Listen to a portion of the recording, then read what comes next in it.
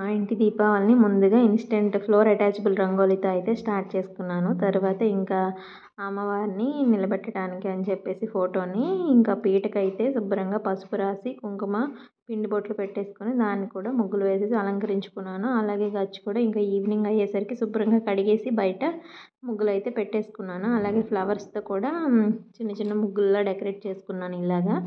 So ఇవన్నీ కూడా ఏంటి అంటే ఇంకా పూజకి సిద్ధం చేసుకునే ముందంతా ఇవి చేసేసుకున్నాను. ఇంకా పూజకైతే సిద్ధం చేసేసుకున్నాం. చూడండి ఇలా అమ్మవారి ఫోటోని అయితే పెట్టేసుకొని ఇంకా పువ్వులు ఏవైతే అవైలబుల్గా ఉన్నాయో ఆ పువ్వుల్ని అలంకరించేసుకొని ఇంకా అమ్మవారి దగ్గర దీపాలు అయితే వెలిగించేసుకున్నాము.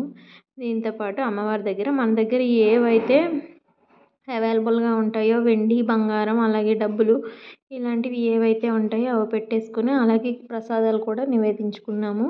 ఇలా చేసుకొని ఇంకా అమ్మవారికి అయితే మంచిగా నమస్కారం చేసేసుకొని ఇంకా దీపాలు అయితే వెలిగించేసుకొని ఇంటి చుట్టూ కూడా దీపాలు అయితే పెట్టేసాము. ఇలా దీపాలు పెట్టేసి ఇంకా మనలో ఉన్న చీకటిని అంతటిని కూడా పాలద్రోలమని అమ్మవారికి అయితే మనం పూజించాలి అంట ఈ లక్ష్మీ పూజలో. ఇలా ఇంకా ముగ్గుల్లో కూడా మంచిగా వెలిగించిన దీపాలతో అయితే అలంకరించేసుకున్నాను. ఈ ముగ్గుల డిజైన్స్ ఏవైనా కావాలి అంటే మన ఛానల్లో ఆల్రెడీ షార్ట్ వీడియోస్ పోస్ట్ చేశాను. ఒక్కసారి ఎవరైనా చూడలేనట్టయితే వెళ్ళి చూడండి. ఈ రంగోలీ డిజైన్స్ అన్నీ కూడా మన ఛానల్లో అవైలబుల్గా ఉంటాయి. ఒక్కసారి వెళ్ళి చూసేసేయండి. అలాగే ఈ రంగోలీ డిజైన్స్ మీకు ఎలా అనిపించాయో కామెంట్ అయితే చేయడం మర్చిపోకండి. అలాగే ఈ దీపావళి పూజ కోసం మేము తీసుకున్న స్వీట్స్ అయితే చూద్దాము. ఈ స్వీట్స్ అనేవి స్వీట్ ఇండియా నుంచి అయితే తీసుకున్నామండి. ఈ స్వీట్ ఇండియా స్వీట్స్ అనేవి ఇక్కడ చాలా బాగుంటాయి అన్నమాట. అందుకని చెప్పేసి తీసుకున్నాము.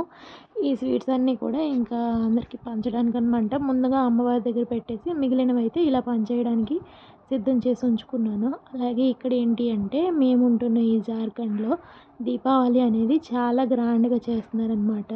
ఎంత గ్రాండ్గా అంటే మన దగ్గర కూడా ఇళ్ళకి లైటింగ్లు అవి పెడుతూ ఉంటారు కానీ ఇక్కడైతే ఇంకా ఇల్లు ఎంత పెద్దదైనా కూడా లైటింగ్స్ అయితే పెడతారు.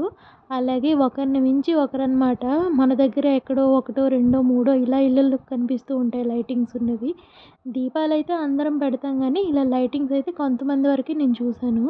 ఇలా ఎంత పెద్ద బిల్డింగ్స్ ఉన్నా కూడా వాటన్నింటికి కూడా మంచిగా లైటింగ్స్ అయితే పెట్టేసి అందంగా అలంకరించారనమాట. అలాగే చిన్న చిన్న షాప్స్కి అలాగే ఏవైనా స్టోర్స్ క్లాత్స్ ఐటమ్స్ ఇలా ఏ ఉన్నా కూడా అన్నింటికి మంచిగా లైటింగ్స్ అయితే ఇలా అరేంజ్ చేసేసారు.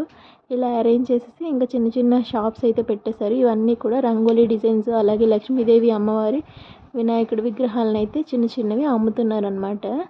అలాగే డెకరేషన్ ఏనండి ఇక్కడ ఎక్కువగా దీవాలి అంటే ఫ్లవర్స్ డెకరేషను ప్లాస్టిక్ ఫ్లవర్స్ అలాగే రంగోలీ డిజైన్స్ అమ్మవారి విగ్రహాలు అలాగే అమ్మవారి పాదాలు ఇవన్నీ కూడా ఈ చిన్న చిన్న షాప్స్లో అవైలబుల్గా ఉంటాయి అన్నమాట. చూడండి ఇక్కడ. అలాగే మనకి ఇంకా టపాసులు కూడా ఇక్కడ ఉంటున్నాయి. ఇవైతే హోల్సేల్ కాదు, హోల్సేల్ మార్కెట్ అయితే సపరేట్గా ఉంటుందంట. ఇలా చూడండి ఎంత బాగున్నాయి హౌసెస్ అయితే నిజంగా. ఈ బిల్డింగ్స్ మొత్తం లైటింగ్ పెట్టేసరికి ఇంకా కలకల్లాడిపోతుంది. ఇంకా మార్కెట్ అయితే చూడండి ఫ్రూట్స్ అండ్ స్వీట్స్ అలాగే ఫ్లవర్స్ మార్కెట్ అయితే ఇంకా చెప్పాల్సిన అవసరం లేదు. అది కూడా నిజంగా దగదగ మెరిసిపోతుంది అనమాట. ఇలా చేసుకుంటున్నారు వీళ్ళు.